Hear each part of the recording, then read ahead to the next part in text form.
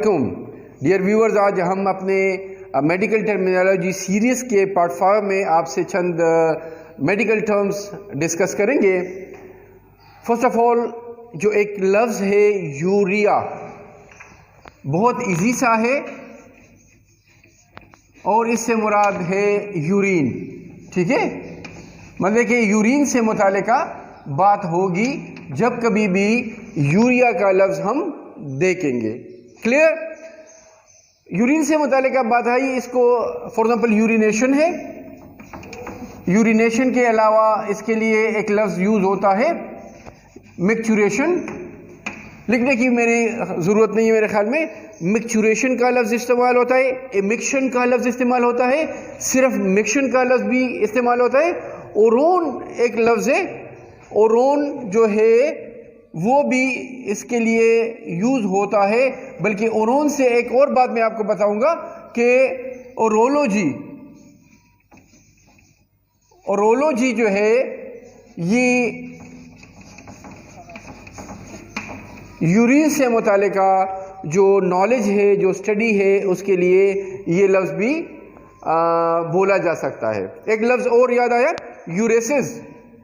ये लफ्ज़ भी जब कभी आएगा तो बात होगी यूरिन से मुतालिका। अब हम आते हैं अपने इस यूरिया से मुतालिका बात पे। ठीक है, यूरिया, यूरिन हुई। यूरिया में क्या प्रॉब्लम है, क्या एबनॉर्मलिटी है? आपको इससे पहले लगे हुए लफ्ज़ से पता चलेगा कि यूरिन में क्या प्रॉब्लम है। फॉर एग्जाम्पल स्टार्ट लेते हैं डिसयूरिया से। किससे? डिसयूरिया। व्यूअर्स, अगर आपको याद हो तो एक लेक्चर में हमने पेन से मुतालिका डिस, डिनिया, एक और एल्जिया का जिक्र किया था।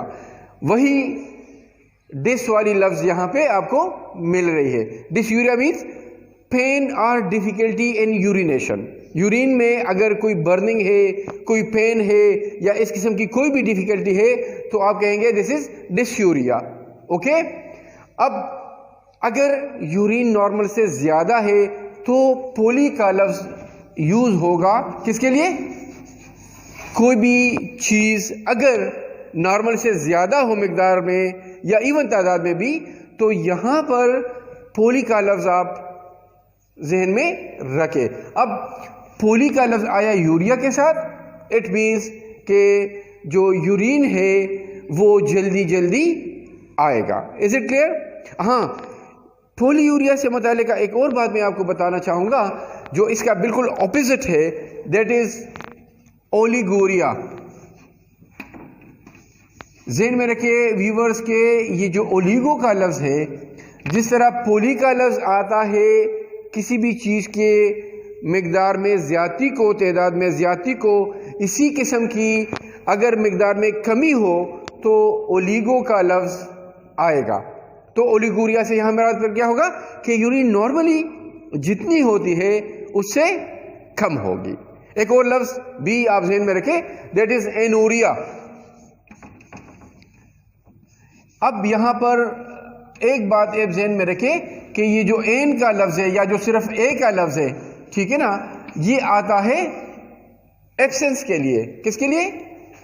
नफी करता है ये कि कोई चीज़ नहीं है।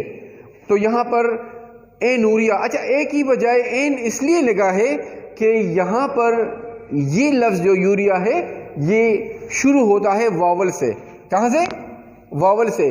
तो जिस तरह आप कहते कि this is an apple, Apple नहीं बोलते, तो इसी तरह ये ए यूरिया की बजाय एन यूरिया होगा।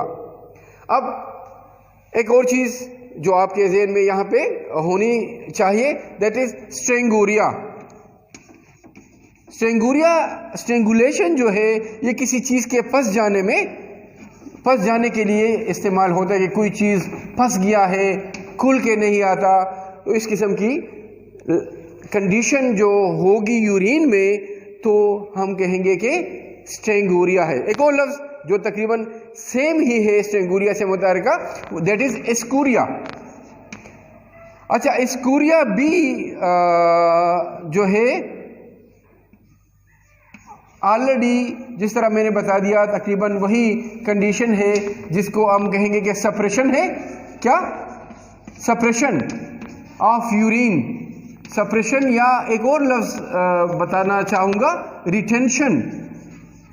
रिटेंशन या सप्रेशन जो है ये आएगा कि यूरिन जो है वो खुल के नहीं आता। तो ये जो स्कूरिया का लफ्ज़ है या जो स्ट्रेंगुरिया का लफ्ज़ है या जो सप्रेशन ऑफ यूरिन है या जो रिटेंशन ऑफ यूरिन है, वो कंडीशन होगी जिसमें पेशाब जो है वो खुल के नहीं आता। अब एक और चीज़ जो हम इसी यूरिया से मुतालिका आपको बताना चाहेंगे, दैट इज़ हीमाटोरिया। ये जो हीमा का लफ्ज़ है आपको बता दिया था कि नहीं, ये आता है खून के लिए।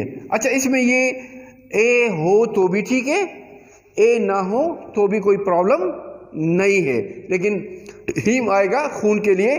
और जब यही हीमाटोरिया होगा तो मतलब मकसद ये होगा कि पेशाब में यूरिन जो है उसमें ब्लड पार्टिकल्स आ रहे हैं, ठीक है, तो ये हेमाटोरिया का लफ्ज़ होगा। अच्छा, एक और लफ्ज़ है वो भी इसी से रिलेटेड है, ये एक लफ्ज़ है एरिथ्रो।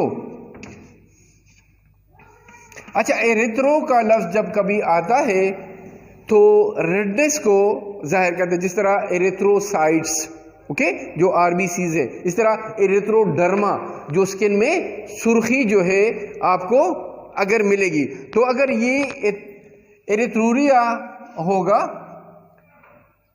तो यूरिन का कलर चाहे वो ब्लड की वजह से है चाहे किसी और वजह से है, लेकिन उसमें सुर्खी पाई जाएगी। तो ये एक लफ्ज़ आपके ज़हन में होनी चाहिए। अच्छा, सिंपल एक लफ्ज़ है जो डायबिटीज़ के लिए यूज़ होता है, वो है ग्लाइकोसूरिया, ठीक है ना, ग्लाइकोसूरिया। तो यहाँ पर इससे मुराद होगा कि यूरिन जो है इसमें ग्लूकोज की ज़्यादती है, जिस तरह हम कह सकते हैं कि डायबिटीज़ में जिस तरह होता है। तो यहाँ पर जब यूरिन में शुगर लेवल ज़्यादा हो तो ग्लाइकोसूरिया का लफ्ज़ इसमें आप लोग यूज़ कर सकते हैं। इसी तरह लिखने की भी मेरे ख्याल में ज़रूरत नहीं है, अगर एल्ब्यूमिन ज़्यादा है तो एल्ब्यूमिनूरिया होगा। क्या होगा? एल्ब्यूमिनूरिया के यूरिन में एल्ब्यूमिन ज़्यादा आ रहा है। अगर प्रोटीन ज़्यादा आ रहा है तो प्रोटीनूरिया होगा। समझ में बात आ रही है? सिंपल सी, प्रोटीन जो है यूरिन में ज़्यादा होगा। अगर पस है, ओके, देखिए मैंने आपको बताया कि ये जो पायो का लफ्ज़ है, पायो, ये आता है पस के लिए, ठीक है, जहाँ कहीं भी पायो का लफ्ज़ आएगा, जिस तरह पायूरिया, ठीक है, तो ये पायो का लफ्ज़ है, ये आएगा पस के लिए। तो अगर पस हो यूरिन में तो ये पायूरिया का लफ्ज़ आपके जहन में होनी उसके लिए चाहिए कि ये लफ्ज़ होगा। एक लफ्ज़ इस तरह बहुत सारे हैं, लेकिन आई थिंक कि यहाँ पर इतना काफ़ी होगा कि हम इस क्या बोलते हैं यूरिया के लफ्ज़ को हम आपको बता सके। नेक्स्ट एक छोटी सी बात इसमें और भी मैं ऐड करना चाहूँगा, बोर्ड पे जगह कम होने की वजह से मैं उसको साफ़ कर रहा हूँ ताकि वो दूसरी जो एक दो बातें हैं वो आपको आसानी से यहाँ पे लिख के समझ में आपके आ जाए। तो एक लफ्ज़ है एनोरेसिस, ठीक है,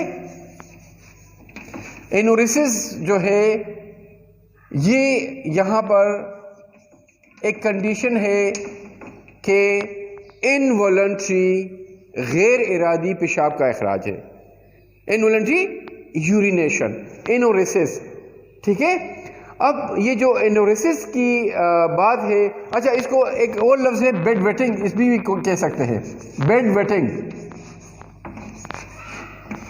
मतलब कि रात के वक्त बिस्तर में अगर बच्चे या बड़े पेशाब करते हो तो दैट कंडीशन विल कॉल्ड एनोरेसिस और बेड वेटिंग। अच्छा, एक और लफ्ज़ जो मैं वहाँ पे मिस कर गया, नॉक्टोरिया। एक लफ्ज़ है नॉक्ट। ये नॉक्ट का लफ्ज़ जहाँ कहीं भी आता है तो आपके जहन में ये बात होनी चाहिए कि रात से मुतालिका कोई बात हो रही है, ठीक है। तो नॉक्टोरिया वही कंडीशन है कि रात के वक्त पेशाब का ज़्यादा होना, और इसी तरह ये भी रात के वक्त पेशाब का आना है, लेकिन ये इनवॉलंटरी है, गैर इरादी है। क्या है? रात के वक्त है। एक और जो कि इनकॉन्टिनेंस एक लफ्ज़ है, इनकॉन्टिनेंस।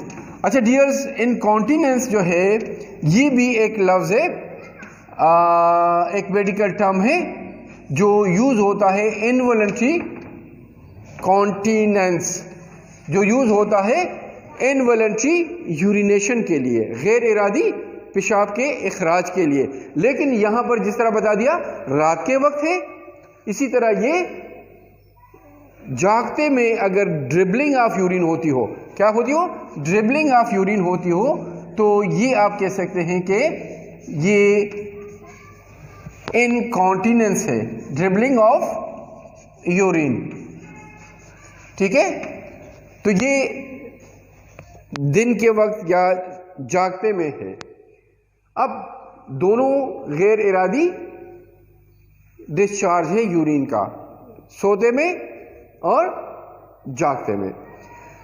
इनकॉन्टिनेंस में एक और दो बातें जो जहन में आई वो भी आपके जहन में होनी चाहिए। एक होता है अर्ज इनकॉन्टिनेंस, अर्ज यही बात होगी, लेकिन हम यहाँ पे लेंगे अर्ज इनकॉन्टिनेंस।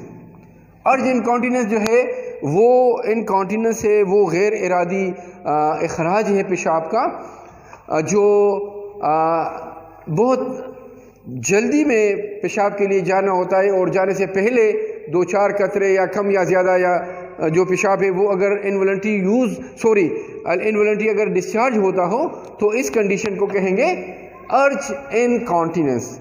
अर्जेंसी होती है, बहुत जल्दी भागना पड़ता है, लेकिन फिर भी कतरे निकल जाते, पेशाब निकल जाता है। एक और चीज़ है स्ट्रेस इनकॉन्टिनेंस, एक लफ्ज़ और है स्ट्रेस। अच्छा, ये जो स्ट्रेस इनकॉन्टिनेंस है ये भी गैर इरादी इखराज है पेशाब का,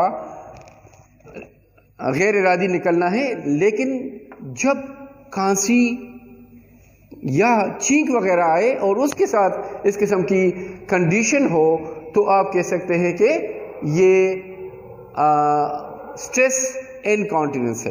ओके, तो व्यूअर्स, उम्मीद है कि इसको आप समझ गए होंगे।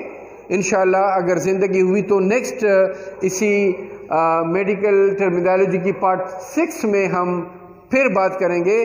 तब तक अल्लाह हाफिज़।